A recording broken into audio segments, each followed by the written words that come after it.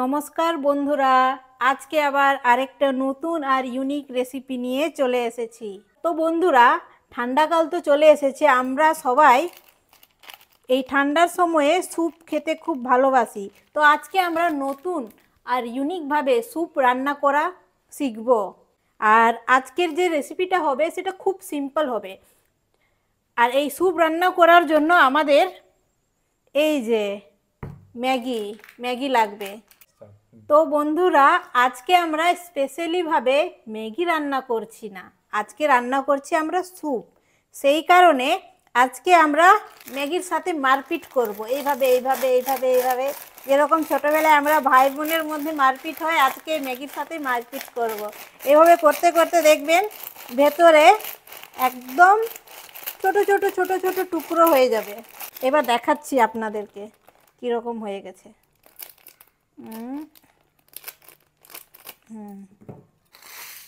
এই দেখুন হয়ে গেছে। এই তো, এটাও লাগবে আমাদের, আর এটাও কেটে নিতে হবে আমাদের। এই যে, তো বন্ধুরা, প্রথমে আমাদেরকে জল গরম করতে হবে। জল গরম হওয়ার পরে এই স্যুপটা দেব। যদি জল গরম না হয় আর স্যুপটা দিয়ে দিই, তাহলে এই জলের মধ্যে দলা পাকিয়ে যাবে। সেই কারণে অপেক্ষা করতে হবে আমাদের যতক্ষণ না জলটা গরম হয়। এই যে বন্ধুরা, দেখতে পাচ্ছেন জল ফুটে উঠেছে। এবার আমরা এর মধ্যে স্যুপটা দিয়ে দেব। তারপর আমরা নাড়িয়ে চাড়িয়ে নেব।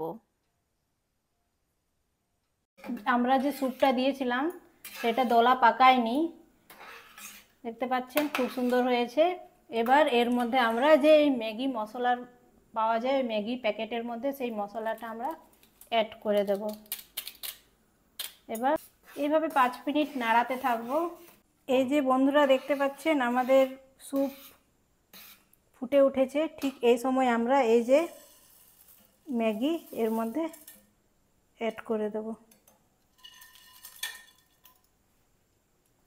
এই যে বন্ধুরা, দেখতে পাচ্ছেন আমাদের স্যুপ প্রায় রেডি হয়ে গেছে। এবার আমাদের এটা পরিবেশন করার পালা চলে এসেছে। তো বন্ধুরা, এই যে আমাদের রেডি হয়ে গেছে স্যুপের সাথে ম্যাগি, অথবা ম্যাগির সাথে স্যুপ, যা বলতে পারেন। তো একটা হচ্ছে আমার জন্য আর একটা আপনাদের জন্য, ঠিক আছে? চলুন তাহলে আপনাদেরকে আগে টেস্ট করাই কেমন হয়েছে। এই যে, বাবারে খুব গরম তো। এই যে দেখতে পাচ্ছেন, খুব সুন্দর, খুব টেস্টি লাগছে। আপনারাও নিশ্চয় একবার ট্রাই করবেন। খুব সহজ সরল পদ্ধতিতে রান্না করেছি।